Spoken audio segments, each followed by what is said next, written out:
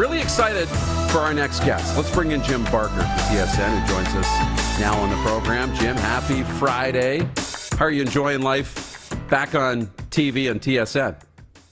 I'm enjoying it. It's a totally different type of lifestyle, but it's good for me right now. And, I just feel like having an opportunity to give fans a completely different look at the game, and from a set of eyes that has done a lot of different things that I think that's good. I love the CFL, and I love what's going on right now. And I gotta differ with you though, Darren. You want to go to the Washington Football Club. I hate the Commanders. I hate the name. But as soon as you go to the Washington Football Club, how long till they're calling it Washington FC? How about that? Yeah, I think good point. Technically, I would go Washington Football Team because that's what they had. But you're right. Washington FC, then it becomes a soccer club. Okay, you got me. But it's open for negotiation. Okay, I'll say that. It'll be fun. See what they do. What would you call it?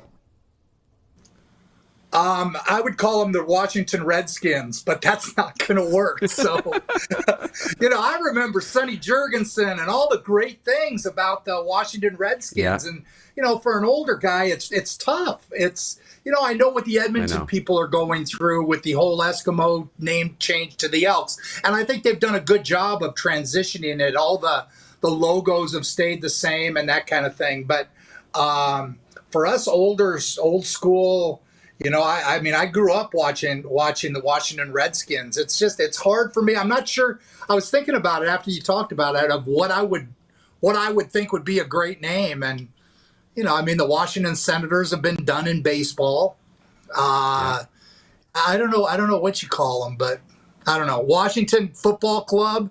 When you said that one, I said Washington FC. I think MLS, and God bless MLS, but they have their own place, and that's just a bad trend.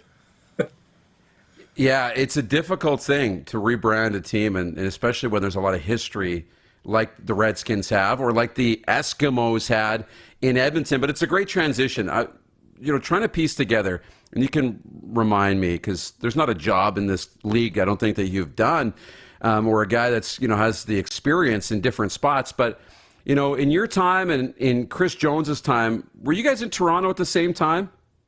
We've been together 3 times. So we were together in Montreal when he came in the league. I was the offensive coordinator. That was Calvillo's first year. And we won the Grey Cup in 2002. That was our first time together. And then when I went to Calgary, I was in my 3rd year at Calgary as the GM. The owners wanted to fire Tom Higgins and hire Huff, but Huff didn't know anybody here. So, I opened the door for Chris. So he came to Calgary, and we won a Grey Cup there.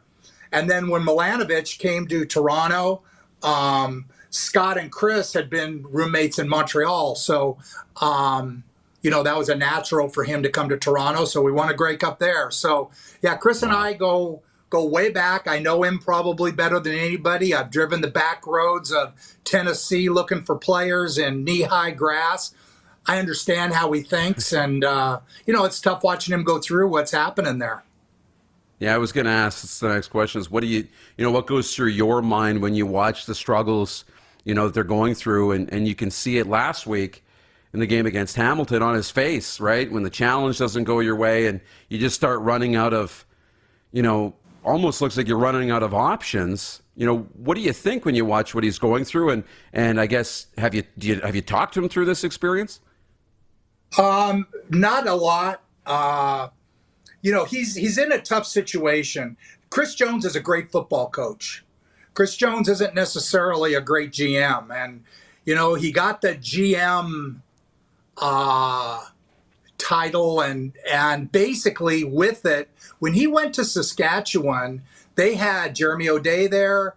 They had Paul Jones there. There was people there that helped with a lot of that stuff.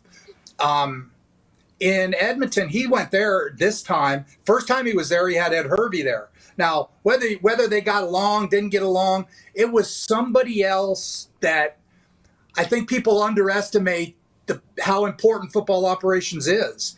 And right now they don't have G-Roy is the assistant GM, and he's been in the BC situation, but he hasn't been in charge of the cap and doing all the different things that a football operations in terms of scouting and getting everything organized that way. So I watched him, and I think there's a problem. Obviously, the quarterback is a major issue, but they had him all last year. They had every opportunity to go after Trevor Harris if that was what they wanted, or what. But they made a decision this was going to be their guy. And not only did that, but they brought about 7 or 8 quarterbacks in, and most of them were those third down guys that can also run quarterback sneak, and they're more runner than they are quarterback. And, I think that's hurting our league, because I think we need those 3 quarterbacks to be 3 guys that you think have a chance to one day be a starting quarterback. When we were in Toronto, once we got Ricky Ray, we were able to play Ricky, and the first year Jarius was the backup. And our 3 and 4 were Zach Caleros and Trevor Harris. So they battled each other each week. One was on the PR, one was on the roster. And then when Jarius the next year retired, we knew he was going to be 1 year. Then those guys moved up. And actually, neither one actually ever really won the number 2 job. The way Scott looked at it was, if we were behind in the game, Zach was going in. And if we were ahead in the game, Trevor was going in. Now, again, don't ask me why. That was how we did it. But we had all quarterbacks that we felt one day could be starters. We brought Logan Kilgore in, and he got a little cup of coffee all over the place and didn't pan out. But another guy that we felt could be a starter, Cody Fajardo, came in to Toronto after that. Again, I think we're missing the boat with this whole third down quarterback thing, because we're looking at guys for the wrong reasons. You shouldn't be taking a guy because he can get you 3rd and 1. I get it. I understand Dominique Davis is very important. But I think it proved it when they signed him, BC, and then went out and signed Dane Evans to be their real backup quarterback. And that's stalling our league. I think we're just not getting this week's going to be really interesting with Mason Fine, because I think he's a guy Saskatchewan pegged. And I liked Mason Fine coming out of North Texas. I thought he reminded me a little of Dave Dickinson. He has a little bit of mobility. He's got accuracy. He's got a little moxie about him. But they brought him along very well. Now is the time. He's going to have BC in BC this week. That's going to be a very formidable opponent for him. And he's got a very average offensive line, which is a big problem for that team. Makes it hard sometimes to evaluate a quarterback when, you have an offensive line that struggles, like Edmonton right now. Their offensive line is just horrible. And I think it's hard to evaluate Taylor Cornelius. I mean, I evaluate him, but, you just think, well, the guy's terrible.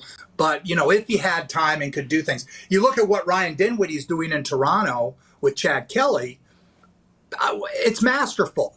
I mean, what you're seeing is a masterful job of bringing a quarterback in, understanding his strengths and weaknesses on and off the field, and then maximizing the situation so that he can't put himself in a bad position. I mean, has he made a couple bad throws? Absolutely. But when you can remember that he's played 4 games, when you can remember when the bad plays happened, that's pretty good with a young quarterback, because usually there's so many of them you can't. So I applaud Ryan Dinwiddie for the way he's handled Chad Kelly in terms of the way he is in the media, just everything he does. So I think developing quarterbacks is a big thing. And this weekend's games, down to tonight, I mean, we have a great one. And we have Taylor Powell, who you can't really look at him like Mason Fine, because Mason Fine, he's had a couple years in the league. I think bringing Trevor in helps him incredibly, because Trevor learned from Ricky Ray, and he's been around the block. He was behind Henry Burris. He's been in Grey Cup. He's done all that stuff, and I think that helps Mason see a thing a little different than being behind Cody, who when he got here, that was his first time ever starting. And that's the only quarterback he had. So I think it kind of completes Mason's development. You're going to find out in the next couple weeks whether Mason Fine is really a guy or whether they need to move on and move to the next one. I really believe that in 3 to 4 weeks, when you have a guy who's been brought along the way that they've brought him along, you can make some kind of decision. Yeah, you talk, and when you talk back, about Ricky Ray and the situation when you had Ricky Ray, Zach Caleros, and Trevor Harris, all together, it sounds like fairy tale land, right? Because we were a long ways away from an era where you were developing quarterback after quarterback after quarterback. I think we could get back to that, and I think everybody would be really happy. And I know they're trying, but for you, tonight, Toronto Hamilton, tomorrow, Sask at BC, and Sunday, Calgary home to Ottawa. What's the one game of those three that you're most looking forward to? Well, for me, because I've spent so much time in Toronto and I spent a year with Hamilton in 2019, and they're so close. That game to me is very intriguing. The Taylor Powell, a young quarterback, he's an interesting guy. He really is. He brings a confidence about him, but you don't know how much of that confidence is, okay, I have to show that I'm confident and I'm ready because I got all these pros around me.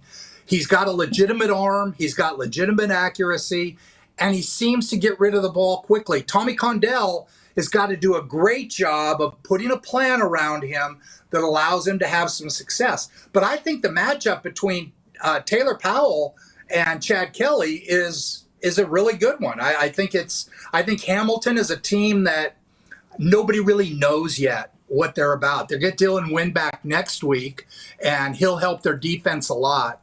They had a brand new secondary, and that takes time to develop. And so I find that game really interesting. The Saskatchewan game, what makes that most interesting for me is watching Mason Fine, because I am all about quarterback development. I am all about us growing our quarterbacks in this league. That game is really intriguing because of that. What I struggle with is that Saskatchewan offensive line blocking that BC defensive front. And if they can't do that, we can't get a real good read on Mason.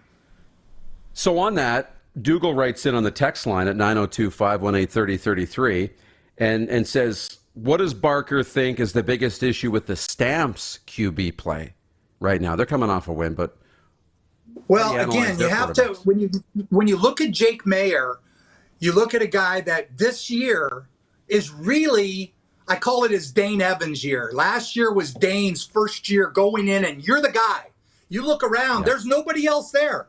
If you don't do it, there's nobody else there. Well, this is Jake's first year doing that. He always had Bo Levi there. He came in last year as the backup, and then it's so much different when you step in as a backup. And people think it's the same, and it's not. When you are the guy, there's a lot more pressure that goes with that. And so I think Jake is coming along. He has his moments. I don't think he's gone through so much change in his key receivers. I mean, I applaud what they've done in terms of filling spots. I mean, they lose a guy, they bring Mark and Michelle back, and Begelton came back last week and he looked good. They've been being able to plug in, but that hurts a young quarterback. Then you take the best running back.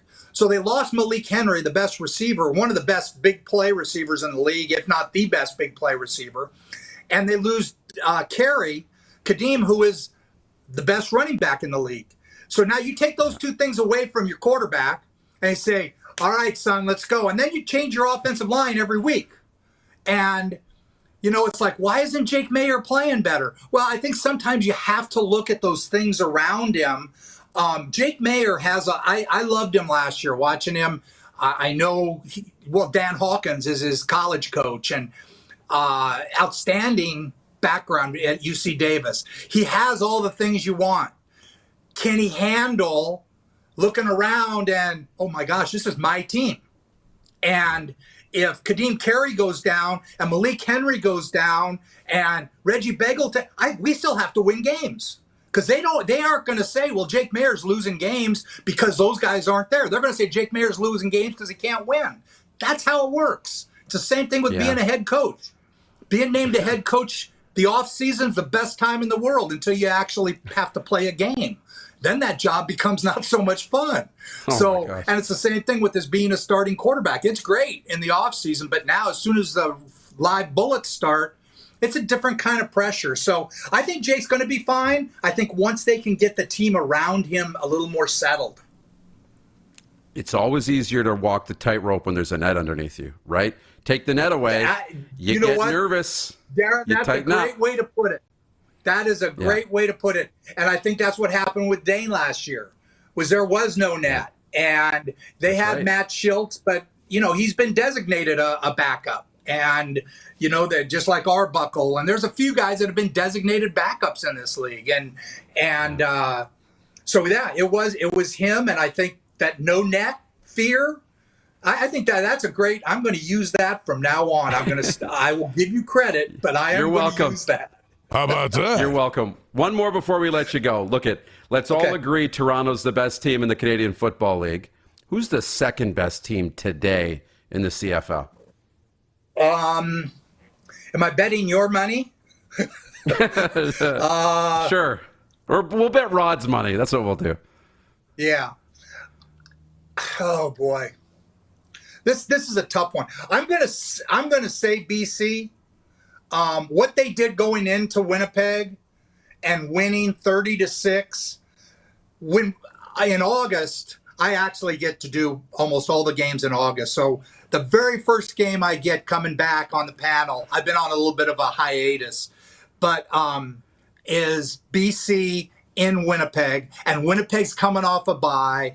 That game, ask me after that game, because after that game, I'm going to have a much, much better feel. I would say BC now because of that game that they played in Winnipeg where they just smashed them. They physically went in and beat them up. And I knew from the Grey Cup in 2019, to play Winnipeg, you have to match them physically. They are a physical group. Now, people wonder what's wrong with them this year. Well, you take Couture out. People underestimate that guy. He was the best center in the league.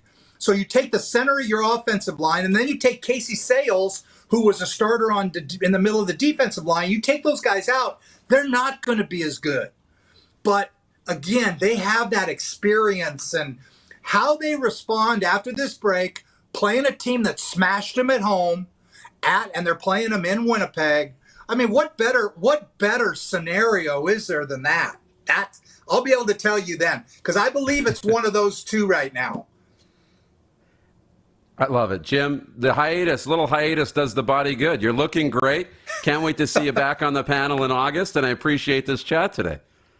Very good. Very good. I will talk to you next week. I'm going to be out on the road going to some NFL camps and just trying to stay up on where the players are. And I love this time of year, and it's best. It's the best. The best. Jim, a pleasure. Jim Barker joining us Thanks, here Darren. on a Football Friday. Thank you.